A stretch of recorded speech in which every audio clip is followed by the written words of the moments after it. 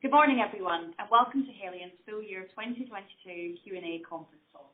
I'm Sonia Gabriel, Head of Investor Relations, and I'm joined this morning by Brian McNamara, our Chief Executive Officer, and Tobias Hestler, our Chief Financial Officer. Just to remind listeners on the call that in the discussions today, the company may make certain forward-looking statements, including those that refer to our estimates, plans, and expectations. Please refer to this morning's announcement and the company's UK and SEC filings for more details, including factors that could lead actual results to differ materially from those expressed in or implied by any such forward-looking statements. We posted our video presentation on the website this morning with prepared remarks running through the results in detail. So with that, we'll go straight to opening the call for Q&A. Thanks. If I can hand back to the operator. Thank you. As a reminder, if you would like to ask a question, please dial star one on your telephone keypad now. And our first question of the day is from the line of Ian Simpson from Barclays. Ian, your line is now open. Please go ahead. Good morning, everyone. Thanks very much. Couple of questions from me, if I could. Firstly, could you just give us a clue as to how we should think about the phasing of organic sales growth as we move through 2023? Because clearly there's some sort of volatility in the comps given the shape of cold and flu, and I guess a bit of unknown as to what that trends, how that trends towards the end of the year. And then secondly, not sure if it's something you feel able to comment on, but there was some press speculation a few weeks ago that you might be considering a very sizable acquisition, namely the sort of Sanofi business. I'm not asking you to comment on that, on any specific transaction, but in general terms, is an acquisition of a decent size a likelihood near term, or does your priority for the next few years very much remain deleverage and getting the debt down? Thank you.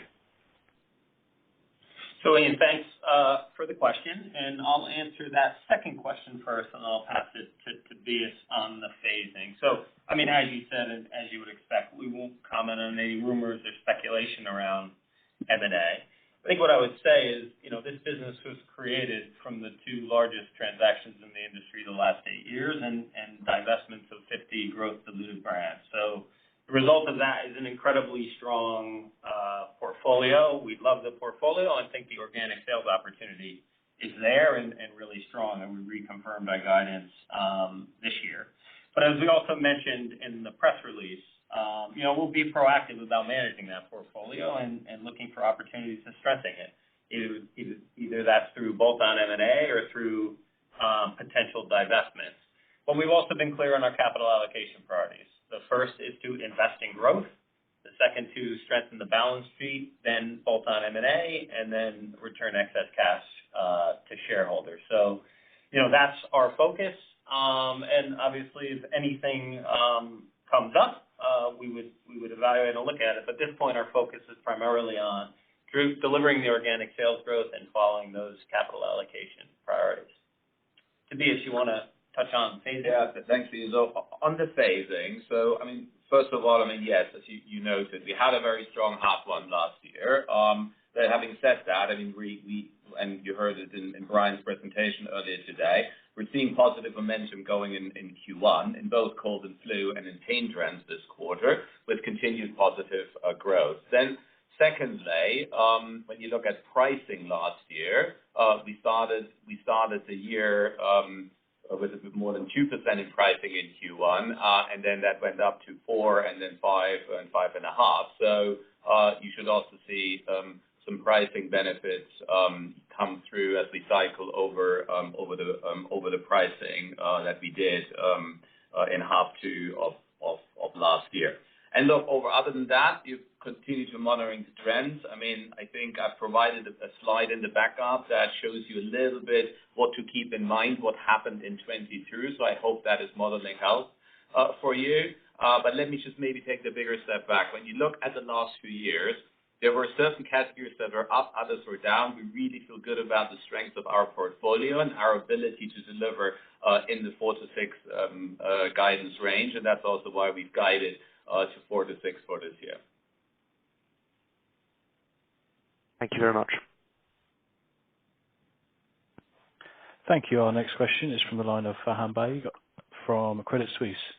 Faham, your line will be open now if you'd like to proceed.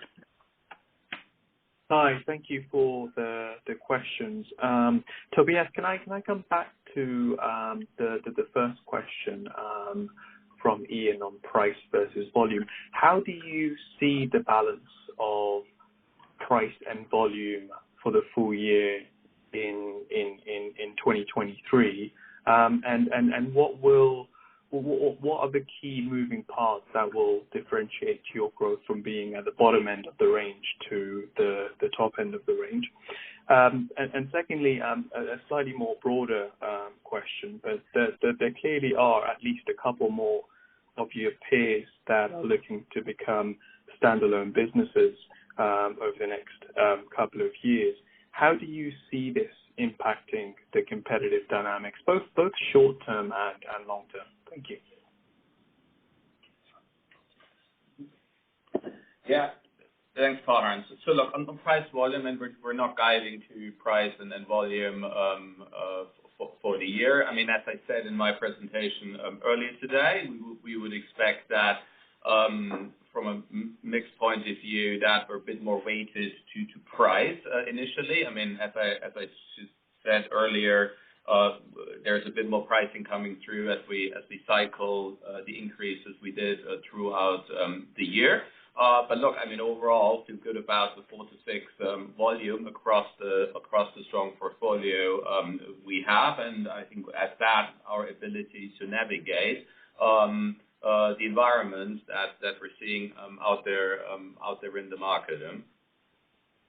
And Faham, maybe on the second question around other standalone businesses and competitive environment. I mean, the one that's obviously been announced is J&J's consumer business, Kenvue, listing at some point in 2023. Listen, overall, I think the listing of another consumer healthcare business is a good thing. It's a good thing. One, it reinforces, I think, the attractiveness of these categories and the attractiveness of consumer health. And I also think it will create more interest and dialogue around this new sector that we were first out there. So, it's always been a competitive environment we compete in. I don't necessarily see that getting any easier or any harder as we go forward. Competitively, we feel really good about where we're at. And actually, if I look at last year, this growing and maintaining share in 2/3 of our business, we feel really good about. And that was consistent throughout the year. That was the number in the first half and the number for full year. So overall, we feel like with our portfolio and our brands, we're in a really good place to compete. Thanks, guys. Great. Our next question is from the line of Rashad Kawan of Morgan Stanley. Rashad, please go ahead now. Hey, good morning, Brian, Tobias and Sonia. Thanks for taking my question. A couple from me, please. First one, can you talk about the productivity program you announced today? Where do you see the savings coming from, and maybe talk about the phasing of that over 24 and 25? And then the second question, just about your innovation pipeline for the year. How's it shaping up? Where are you looking to focus in terms of the level of innovations, areas that you're most focused on, et cetera? Thank you. Great. Thanks, Rashad. On the productivity program, let me maybe take a step back and give some perspective.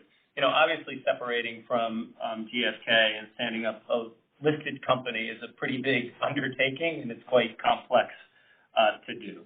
So our focus was to ensure that we did that smoothly with no business interruption and continue the momentum in the business. And we feel great about that. We feel like we achieved that, and I think that shows up in the results today.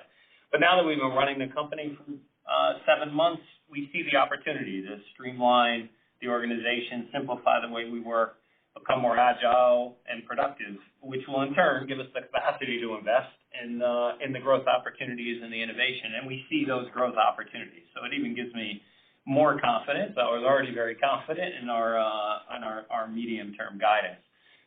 From a phasing, what we announced today was, $300 million in saving, the majority of that in 24 and 25. No, Tobias, do you have anything to add? Yeah, and then just I think some restructuring costs to come through, which are front-faced, so split between 23 and 24. Yeah. And then as we go through the year, of course, we'll update you, and there's more to update on that. Yeah. On innovation, listen, we don't necessarily talk about future innovations that haven't launched yet or specifics around them, but I have to say I feel really good about our innovation next year, and especially in oral health, which is a really important category for us and a place where we feel like we've really led in innovation, certainly on the toothpaste segment. And we saw some great innovations this year across the board, like Emergency Kids in the U.S., which really opened a new segment for us in the immunity segment, or Centrum Benefit Blends, which really expanded Centrum out and gave us runway room for growth in places like Middle East, Africa, and Latin America, or launching new brands like Parodontax in India, launching brands in new markets like South Africa and India for Parodontax and Centrum for India. So I feel really good about what we've been able to do in 2022 and the outlook for 2023. Thank you very much. Thank you. Our next question is from the line of Guilherme Delmas of UBS. Guilherme, please go ahead now. Thank you very much. Good morning, Brian and Tobias. Two questions for me, please. The first one, going back to your savings program. You're basically signaling that this will be additional fuel for your brands and growth opportunities. So my question here is, what kind of return do you expect on this incremental investments? Because unless something has changed, deteriorated since the time of your listing, this investment should effectively drive an acceleration in your like-for-like sales growth. So basically, when you talk about greater confidence in achieving the 4 to 6% like-for-like, should we interpret this as a signal that your ambition is clearly not to be at the bottom end of the 4 to 6, where consensus currently is for the next 3 years? And then my second question is on your local strategic brands. I think you said in the presentation it's 20% of your turnover, 20% of your growth last year. Can you maybe shed some light on how many brands you've got in there, and are they just like your power brands accretive to your gross margin? And maybe could you see some of these local brands getting power brand status over time, as in significant opportunities in international rollout or category adjacency expansion? Thank you. Yeah, thanks, Guillaume. And I'll answer that second one first, and then touch on the first question and go back to Tobias on that. So first, in the local growth brand, listen, we feel great about our portfolio. I think as we separated from GSK and took a step back, and frankly engaged with our board and looked at the strategy of the business, we confirmed we feel great about our strategy, our ability to deliver. But we also do see some additional growth opportunities, frankly, and some of those are in those local growth brands. So we have over 20 brands in that local growth bucket now. And some of those brands are just really powerful brands at the local level. So one example, BeTotal, which is a VMS supplement in Italy, grew double digits this year, as did CalSource, a calcium supplement we have, which is more at the local level. We've talked about Eno in India and Brazil, Tums in the U.S., Emergency. So we really see a lot of opportunities in growth in local growth brands. And as we look at our plan and intent to invest in A&P and R&D ahead of sales, it's really because we see the opportunities to invest and drive the growth across the portfolio. And which is why I'm even more optimistic today than I was 6 months ago, where I was quite confident in our medium-term guidance. But we really see those growth opportunities. I'll turn to Tobias on the productivity and where that plays out. Certainly, we think we have a fantastic portfolio, and from a growth perspective, our ambition is to grow as much as we can on this business, and we see those opportunities. And as we see those opportunities, we want to go after them, and we want to build the capacity to invest in them. Tobias? Yeah, and Guillaume, I think it's what you said, right? I think is we really believe and are confident in this 4 to 6 growth outlook, right? And as you mentioned, this isn't necessarily reflected yet in the consensus that is out there. So I think this for us, this is, I think, just another reason to believe in the growth algorithm that we put out, because it gives us the capacity to fully invest behind these opportunities that Brian just described, and also, in an environment out there that is also fluctuating. So I think from that point of view, I think it's the right thing to do for the business, because the business, as Brian described before, it's the phase we enter. I said at the Capital Markets Day, that's the phase. We're going to reduce other SG&A over time. So we're doing what we said we would do, because we want to be an agile company. But then secondly, it allows and gives the capacity to invest behind the brands, and then ultimately that is a reconfirmation of the value creation model that we put out there and we fully believe in. Thank you very much. Thank you. Our next question is from the line of Chris Pitcher of Redburn. Chris, please go ahead now. Good morning, all. A couple of questions from me as well. In terms of the growth story, geographic rollout is an important part. Is it fair to say that you've got the broadest sales and distribution network in the competitive environment that you're talking about earlier? And can you help us sort of understand the scale advantage that gives? Are you able to give us an idea of how much of your growth in sales has come from brands launched in new markets over the last couple of years? Is it the tens or hundreds of millions? And then perhaps using India as an example, can you say precisely how much India was over the 20% you discussed in the statement, and how much of that growth was in the core Sensodyne and Eno, and how much came from the rollout of Centrum and Parodontax? Thanks. Great. Thanks, Chris. Appreciate the question. I think on rollout, we do see those opportunities to drive growth. We haven't given any specific guidance on what that rollout is driving versus other areas. What you said on the broader sales and distribution, I think we have a fantastic geographic footprint, and we see opportunities in that. And we've said, 2/3 in developed markets, 1/3 in emerging markets, and real strength across emerging markets. If it's Middle East, Africa, Latin America, Central Eastern Europe, India, China, Southeast Asia. So we see very broad opportunities there. And we've mentioned in the past, we see that in Middle East, Africa, in places like India, where we have those opportunities to drive growth. Your specific question on India had a very strong year this year, grew double digits. We see that as, and India was up double digits every quarter in 2023, so a very strong business for us. Centrum for me in India is really a midterm to long-term play. It's a category that's developing there.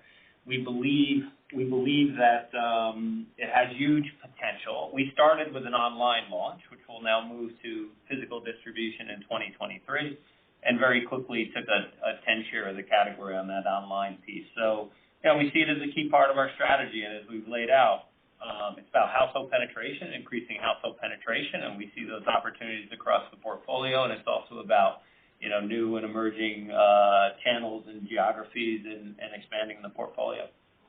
And Chris, also when you look at the emerging market footprint, Brian said it's a third of our business, 33%. So even with some currencies that went negative on the emerging market, it eked up by a full percent, right, from 32 last year to 33. And the emerging markets in aggregate grew 16% last year. So I think this is a key part of our growth story, and a big part of that growth story in the emerging markets is the geographic expansion, but also the existing growth in this brand, capitalizing on the footprint that we have built.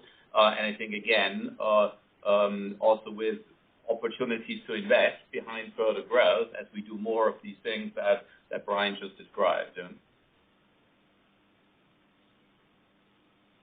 Thank you. Thank you. Our next question is from the line of Victoria Nice of Societe Generale. Victoria, please go ahead now. Hi, good morning, everyone. My first question is on A&P, which was up 6% in constant currency in the first half and flat for the full year. Can you walk us through in more detail what was driving that, and does spend step up again in the first half? And then during the presentation, Tobias flagged a reduction in retailer inventory in the US. Where was this impacting specifically, and should we expect it to continue into the first quarter?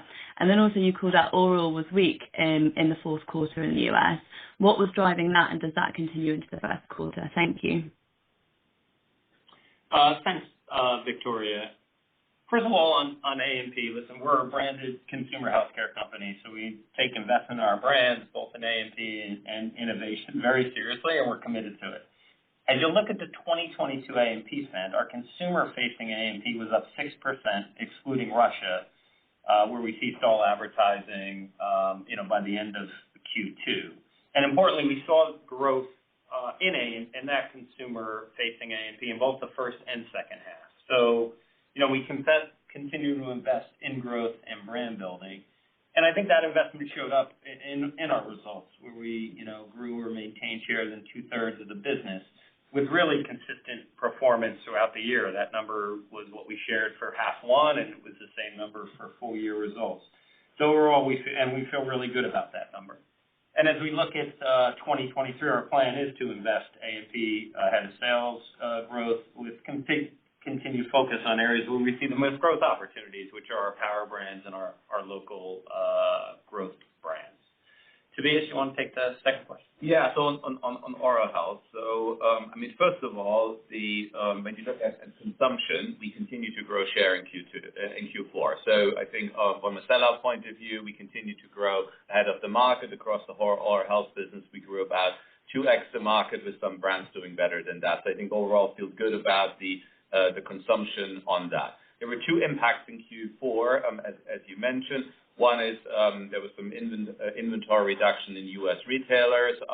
Look, it's very hard to predict what they're doing. Ultimately, it will even out over time. We don't believe we have excess inventories anywhere, but it's very hard to say or predict what retailers are doing. I'm not concerned about it going forward, because that's the most important thing is the sellout was strong and continues to be strong. Secondly, China was down. The oral health market in China was down. Given the lockdown, we also think this will come back. So actually, we've grown share through that period as well, but in a declining market. So those were the two things to keep in mind for oral health. And Brian already mentioned earlier, feel good about our innovation pipeline and continued growth in oral health overall. Yeah, maybe the only thing I'd add is still feel fantastic about Sensodyne, and it grew mid-single digits this year. And Tobias mentioned some of the things that impacted Q4. We also grew share on Sensodyne in 2022, and the consumption remained strong. But our oral health business has 3 power brands. We don't tend to talk about them as much, but they're very strong. So Parodontax, which is our gum health brand, and Polident, which is our denture care brand. Both of them grew high single digits on the year, and both of those brands also grew share. So I continue to be optimistic about oral health overall, Sensodyne within that, and our ability to drive above market performance across those 3 brands.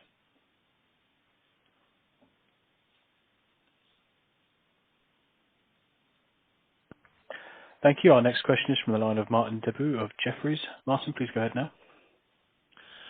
Morning, everybody. I've got some geeky ones on FX, I'm afraid. And what lies behind the questions is, I think as we get to know you, FX is becoming part of the narrative, particularly on margin. So if I could just unpack it a bit. I think you were saying that the margin miss for FY22 was driven by translational effects on margin getting a bit more adverse towards the end of the year, if I understand it correctly. So just value a bit of colour on that. Second component is this guide down in 23 margins on transactional effects of 40 bits. Can I just understand what your transactional effects exposures are so we can just get behind that number a bit? And then thirdly, net debt was better than we expected, I think because FX translation on net debt was a lot better than we expected. So again, are the hedges playing into that? Can we just understand how you're managing your FX risk on net debt? So some technical ones from me. So those are the questions. Great. Thanks, Martin. And there are no geeky questions. I just want to be clear about that. One thing I would say on the leverage is, this is a big focus for us, and we feel great that we're down now at 3.6 times at the end of the year. Cash flow is really strong in 2022. And we're also now confident that we will deliver ahead of our commitment of leverage below 3 by the end of 2024. And we'll deliver that during the year in 2024. So just want to reinforce that point. We feel really good about that performance. But Tobias, you want to talk to the Good good. Then let me just work backwards since Brian started on the net debt, right? So I think on the net debt, I think our in the long term, we've aligned the currencies of our debt with the currencies of our earning. We've also switched some of the debt in interest to Chinese renminbi in Q4. So I think which even brought that closer together in by the end of last year. So I think we have a good coverage. So that the FX on the debt and on our earnings are broadly aligned with each other. The FX impact on the debt for the year, as you mentioned, was very low. You see it in the bridge I have in my deck. It was only 70 million negative between the merger date and year end. Of course, at end of Q3, it was a massive number given where the currencies had moved. So I think it's a non-material movement from 18th of July to 31st of December. I mean, still 70 million on a 10 billion number. And then let me just go through the other two questions. You asked about the 22 minutes. So what we had said in November, we had said we would expect an increase in the adverse actional effects of up to 30 bits. And also we had said, given the recent favorable translational movements, that margin would be slightly above last year. And that was at October rates.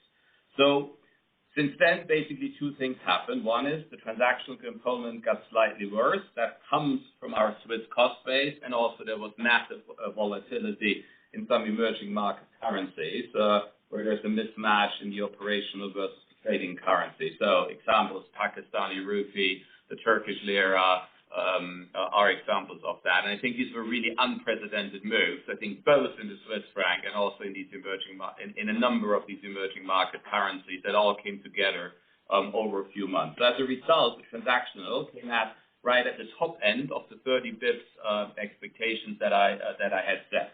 Then on the translational side, that impact was a bit less. And that comes from a stronger dollar because the dollar actually was up 5% in those 8 weeks between the time we had guided and year end, and also the Russian ruble came back up by over 25%. So those are the two things against the 22 guidance. And then you asked about the 23, the transactional. So I think this is simply the full year effect of the effects that we have seen come through in late Q3 and in Q4 on the transactional side. So they're going to hit predominantly in half one as we work through those effects. The other pieces, we have historically not hedged transactional exposure to GSK. It's not a capability that we have. We've now built those capabilities. So we're looking at hedging where we can. I think probably will not be possible on the Pakistani rupee, but clearly on the Swiss franc, we can do that going forward. So I would expect once we're through, have worked through these short-term impacts, that impact came from half two, that these things will diminish over time going forward. Then. Okay, thank you. Our next question is from the line of Celine Pannuti of JP Morgan. Celine, please go ahead. Good morning, and thank you for taking my questions. I have a few, so maybe since we are talking about margin, I'll start with this one. I mean, net, I think, FX exposure is something that group like you on a global basis are exposed to, so I think that's not new. And I think if I look at the net benefit of FX was a positive of 30 bips for this year, for 22, if I add transaction and translation together. So the underlying was still down 30 basis points. So my question would be, why is it that the business did not manage to get margin expansion, but more importantly for 23, if you could give us the bridge on the building blocks. Do you expect gross margin to be up in 23? And if you could talk about the different moving parts that gets you to a guide of 22.8. My second question is on oral care, because at the time of the listing last year, that clearly has been one of your key engines for growth. Sensodyne has been growing mid-single digit versus, I think, double-digit historical rate. And if I look at P&G and Procter in oral care, they grew high single digit last year versus you doing mid-single digits.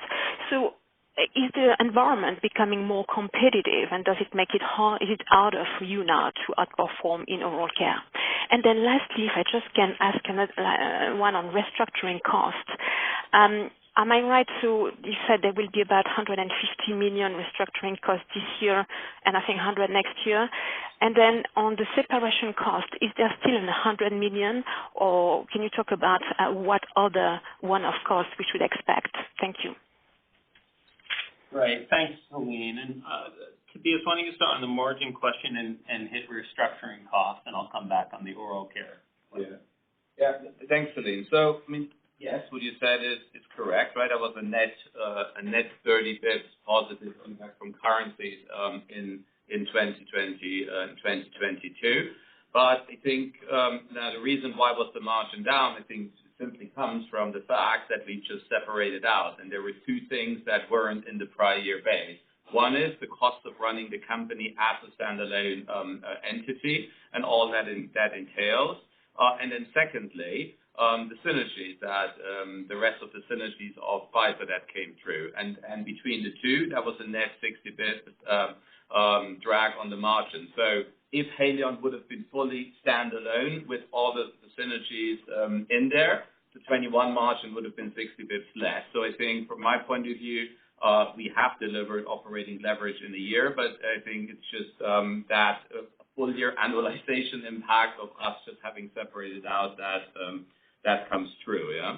And then for 23, we guided to the margins broadly flat after taking this 40 bits of transaction impacts that I just explained earlier on the call, which again I think means that from an operational basis, the margin would go up, right? And I think, and I would see how we do this pretty much with the model that we have laid out of and the long-term model is that we see gross margin increasing. That comes from the stronger growth in the power brands, so that drives positive mix, and that gives us the freedom to invest. And Brian said it earlier. We're planning to invest heavily into A&P and R&D in 2023. Yeah? And then, of course, you have to show some things to work through, which are these transactional losses. And then secondly, we have the full year impact of the inflation as we roll off of the fixed price contracts. But the flip side to that is you also get a bit more pricing as the pricing impacts are analyzing. Then on your restructuring costs, yes, that's correct, 150 million in 23 and another 150 million in the following year. We'll update you as the year goes, as we have more color when that hits. So from that, you would expect to pay back the restructuring costs very quickly. And on separation costs, no change to the guidance. We had said about 80% of the spend to expect in 22, and that pretty much came through with about 400 million, and that was the bulk of it that came through. And I think there's just some final stuff to work through as we switch all our brands to Haleon packaging and a few final separation things to complete. Yeah, thanks, Tobias. And Celine, on oral care, and I mentioned a little bit of this earlier. First of all, oral care has always been a very competitive environment, and we are really confident in our strategy around therapeutic oral care, which has really delivered the consistent growth and share growth on Sensodyne and across our power brand portfolio. I won't comment on anyone else's growth, but there are portfolio differences. We're not in electronic toothbrushes, and that's not a place, where we play per se. In the toothpaste business, where Parodontax and Sensodyne play, we've been consistently able to grow share, and that was no different in 2022. Tobias mentioned a few of the things that impacted Sensodyne in Q4.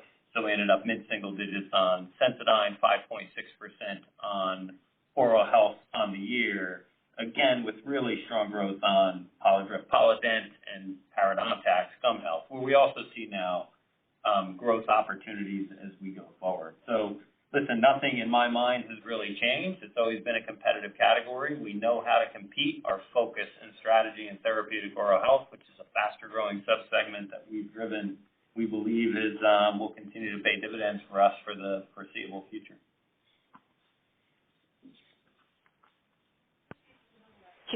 Thank you. My apologies. Thank you. Our next question is from the line of Karel Zoete of Kepler Cheuvreux. Karel, please go ahead now. Yes, good morning. Yeah, good morning. Thanks for taking the question. I have three questions. The first one is on your e-commerce growth, and particularly in the U.S. In the U.S., you grew by 7%, more or less in line with your overall growth in the U.S., which was a bit of a surprise. What's driving that particularly in the U.S. and in general, the incremental investments you plan? Will some of those also go towards strengthening e-commerce capabilities? And then the second question is on U.S. private label. Obviously, a bit of concern that in difficult times it might win share. Have you seen that in any of your categories? And yesterday, a private label player announced to be entering the Advil Duo Action industry brand. How do you look at that? And then the third question on the US is Voltaren. The brand grew high single digit last year. How do you judge that progress versus the opportunity you see for Voltaren in the United States? Thank you. Great. Thanks, Karel, for the question. First on e-commerce, and again, maybe taking a step back. We grew in the high teens on e-commerce overall globally. E-commerce is now 9% of our sales, which is up from 4% from pre-pandemic levels. It is a place where we feel good about our capabilities. If you look at the U.S., you're right that our growth this year was 7%. Our growth in China was significant double-digit growth. In the U.S., the net sales growth is also impacted by movements in inventory and phasing of sales. What I will say is we are overdeveloped on 11 of our top 16 brands online versus offline. That includes Sensodyne, where offline we're approximately a 20 share of the market, and online we're closer to, we're in the high 20s. So, that disproportionate share is what we really look at, because that means we're winning online versus offline. So we feel good about those capabilities, and we feel good about this as a channel where consumers are going. We want to be where our consumers are. We've invested in the capability, and our focus is to have stronger shares online than offline, and that's been our focus. Tobias, you want to touch on the questions on the U.S. and private label? So overall on private label, when you look at the categories we play in, private label shares in those categories were flat. So there is no pickup overall on private label. Now, when you double click on it, there's a subcategory here or there where it went up. So for example, when you look at the PPI category, right, Nexium brand plays there, the private label share went up. But I mean, overall, private label did not move, and we gained share against private label overall in the U.S. So I think, as we have said before, I think not a concern. We believe even through crisis times, private label shares are staying broadly flat, and last year they have stayed flat. So I think this is exactly as we had expected and forecasted. Now, you asked about Advil Duo, so I think this is what we expected. So depending on the route you take to bring a new product to the market, you get exclusivity. On Advil Duo, we had exclusivity that of 3 years. That exclusivity now expires, so you would expect that the private label manufacturers have in 3 years' time to prepare for that it would launch a private label, usually around that time or shortly after when that happens. So nothing unusual, and has happened pretty much in every launch, so just a normal part of our business.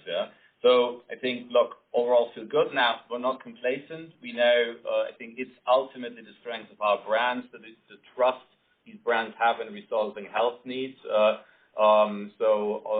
No issue on the private label. And then I think you asked about a question on incremental investments and where they go. So I think on e-commerce, clearly, you see the shares are significantly different across the market. So I think we keep investing in the markets where private label, where e-commerce business isn't developed as much. So I think there are opportunities as the market evolves that we are there, and we want to participate in that growth. So we continue to invest in those, not just in the U.S. and China where it's big, but also in the other markets where it is still underdeveloped. Thank you. Our next question is from the line of Misha Amanat of BNP Paribas. Misha, please go ahead now. Morning, all. Thanks for taking my questions. So I have two. The first one is on the VMS. How do you view the prospects of this category in the near term? A number of your peers have commented on the category softening, so I was wondering what you are seeing from your perspective. And the second question is on Chopstick. So recently there were press comments that you may potentially explore the sale of the brand. Now I understand that you may not be able to comment on the validity of this report. However, could you please give us a color on the relative size of the brand, its profitability and growth rate in recent years? Thank you. Thanks, Misha, for the question. I'll start on VMS. Listen, we feel very good about the VMS category. Now, that said, no doubt there will be swings quarter to quarter as we cycle over spikes in demand and when we brought on additional capacity. I think if you take a big step back, our growth over the last 3 years, since 2019, averaged 9% CAGR on VMS, which means the business is much bigger than it was in previous pre-COVID. And we saw 5% growth this year. Now, the growth, again, varied first half to second half, and that had a lot to do with what happened in the base when we brought on new capacity and spikes in demand. The consumer behavior of more proactively managing their health is still there and is continuing. And if we look at our VMS portfolio and the potential, we feel great about the portfolio and where we play. We think there's opportunities both in innovation, and you saw that this year in our emergency kids launch, which was really successful. And I talked earlier, geographic expansion opportunities in places like Middle East, Africa, and Latin America and India. So we see the growth opportunities. I've talked a lot about the Centrum kind of revenue synergy opportunity, which is, our structure in places like Middle East, Africa is so much bigger and stronger, able to run that business through where it has been on the market but hasn't been invested in, has really shown good opportunity for us, and we're still very optimistic about China. And then on your other question, I think as Brian mentioned before, look, as a matter of principle, we're not commenting on any M&A speculation that's out there in the marketplace. As you know, as Brian said, and also I think as we put in the press release, I think we're disciplined about looking at our portfolio, which is about exploring both on M&A opportunities, but also, and you would expect that from us as consumer companies with a large number of brands, to also be disciplined to look at our portfolio and how we invest in our brands. So I think this is what we have done. We've done that successfully in the past, and we're continuing to do that. And then on your specific Chopstick question, we're not commenting specifically on any brand. I think there is a note somewhere in the press release about skin health, which has grown slightly, but we're not commenting on individual brand performance. Yeah. Understood. Thank you very much. Our next question is from the line of Graham Parry of Bank of America. Graham, please go ahead. Great. Thanks for taking my questions. The first one's on the Nexium Prevacid settlements. Just can you give us a reminder of how many cases you had outstanding there, and then how many of those have been settled? Can you confirm that the cost of that has all gone through the SG&A line in the 44 million adjustment to IFRS on page 26 of the release? And does that provision anticipate further settlements, or is it just done those that you've actually settled to date are included in there. And then the second question is on interest and tax. Just the guide in 23, they look worse than where consensus was coming out. So can you just help us to understand the phasing of interest expenses through the year as you manage the balance sheet with debt repurchases being announced as well? And on tax, is the 23 guide a good sort of mid-range guide as well for your tax rate going forwards, or are there other mix or tax benefit effects that could improve that over time? Thank you. Good, thanks, Graham. So on the Nexium settlement, so I think first of all on the number of cases, I think there is around 3,000 cases. We settled the vast majority of those. I think as in every settlement, there might be a very small amount that does not where participants might not choose, but we expect that the vast majority get settled.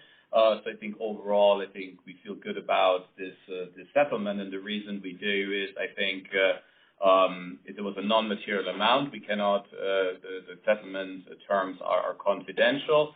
But as you have pointed out, page 26 of the press release, that is where it has been booked and accounted for, which should ultimately means it is a non-material amount for us.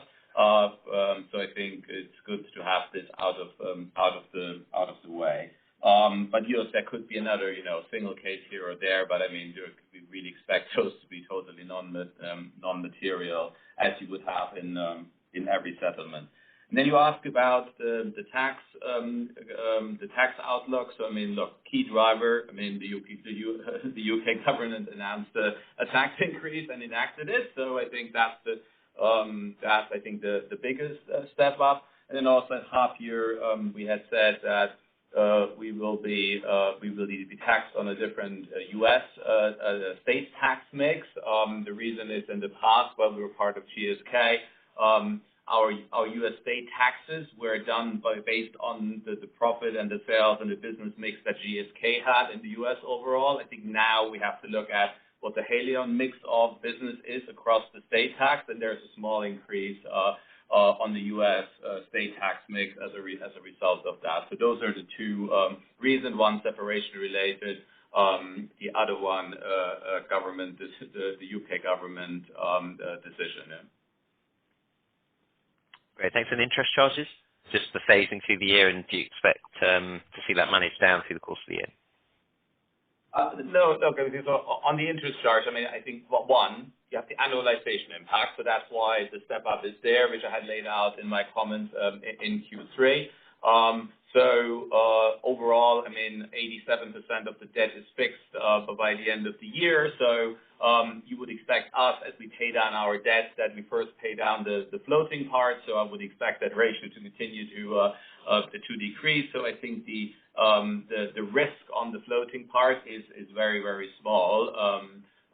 So not concerned about that. And then, of course, as we pay down the debt, you would see then also the interest charge come down. But of course, you have to take the annualization impact of that because there were no interest expense in Q1, and also in the first half last year we had interest income because we on-lent the 9 billion of bonds we had taken to GSK and Pfizer, and that will not be there in 2023 anymore. Great, thank you. Thank you. As a reminder, for any further questions, please dial star followed by 1 on your telephone keypad. And our next question is from the line of Alicia Forry of Investec. Please go ahead. Thank you, and good morning, everyone. I was wondering if you could talk about whether you feel you have any additional levers to address some of these transactional FX mismatches besides simply hedging. Now that you're a standalone business, are there opportunities to change where certain costs are located? And then second question is, I wonder if you could discuss your expected evolution for some of the cost components for FY23. I know you've touched on A&P, but a bit more color on what you're seeing with regards to conversion costs, freight costs, distribution costs, et cetera. Thank you.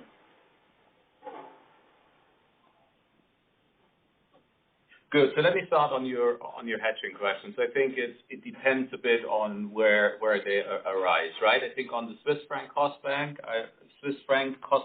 I think hedging is the best path forward. I mean, overall, I think we benefit as a company from having a Swiss franc base, having a big part of our IT there, so it helps on the overall tax charge and the overall tax mix. So I think having that presence in Switzerland is actually helpful for the company overall, and I think we can remove some of those short-term impacts by using a hedging approach. Yeah.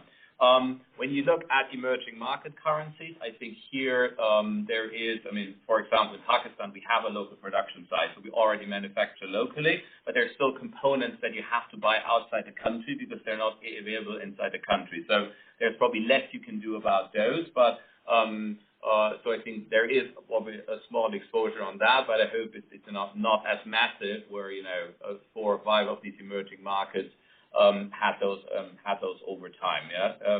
So I think that's probably the bigger things of what happened on the hedging side. And then you asked about the cost component. So look, I mean, more broadly, I think we're seeing a flattening of the material costs.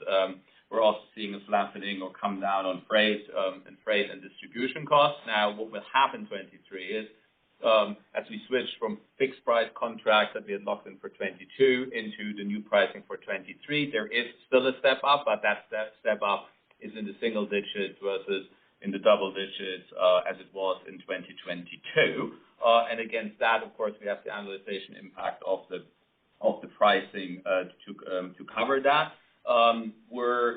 And then we will see and we'll track where the inflation headwinds are going and ensure with our suppliers that if it goes positive, that we can also participate in that. I mean, I think there's at least one big component, glycerin, for us, where we start seeing the prices come down. That's where we're also chosen not to take a fixed price contract because we believe we're seeing it reduce. But look, I think the situation is still volatile out there, so we will stay vigilant in that as we look into it. And then I think from a freight point of view, I would expect those will come down over time.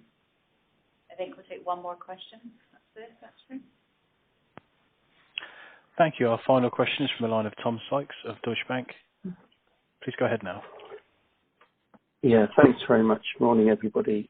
Firstly, just on cost inflation, could you give some comments on cost inflation? And in Q3, you said you were renegotiating some of your contracts with third-party manufacturers and looking at fixing some freight costs. So any timing of any cost relief over the course of the year would be helpful. Just a follow-up on the tax rate question. As you have more emerging market growth, is that going to pressure upwards the tax rate on a net basis at all, please? And sorry, a final one on FX. Is there much revenue where you're invoicing in a currency which is different to that which you're calculating the organic growth in, please? Good. So let me start with the last question. So the organic revenue growth is fully currency adjusted. So I think there the organic growth is a true organic growth rate of removing all currency components. Yeah. And on the tax rate question, so more broadly, the emerging market mix does not drive up our tax mix dramatically. I think most of our countries are what you would call limited risk distributors. So I think they have normal local distribution margins where our intellectual property sits in the UK, Switzerland, and the US. So from that point of view, our biggest tax exposures are to the Swiss rate, the US rate, and the UK rate. I think those have the biggest impact, and given there was movement, that's also why you see the tax rate overall go up. And then on cost inflation, where we are this year, we're we're around 70% on the materials where we have fixed agreements done, so we have good visibility on those. On some, we consciously decided not to take it, given we believe the cost will come down. As you would expect, the expiry of 22 contracts to 23, which means there is a step up in cost that starts coming from the year, and then we need to see if we're moving into a much more beneficial environment in half two or not, but then we'll ensure that we were able to participate in that, yeah. So, but clearly, I mean, more broadly, we don't see the same pressures in 23 compared to what we have seen in 22, where I think everything came together on commodities, on energy, on transportation, on freight. From that point of view, I think we're seeing a lower pressure overall. Great. Listen, I think we'll close out here. Thanks everyone for joining today and your interest in Haleon. As I said in my presentation, 2023 has started well. I look forward to updating you as we go through the year. And as always, if you have any queries, questions, or follow-up, please let Sonia and the IR team know. Thanks, and have a good day.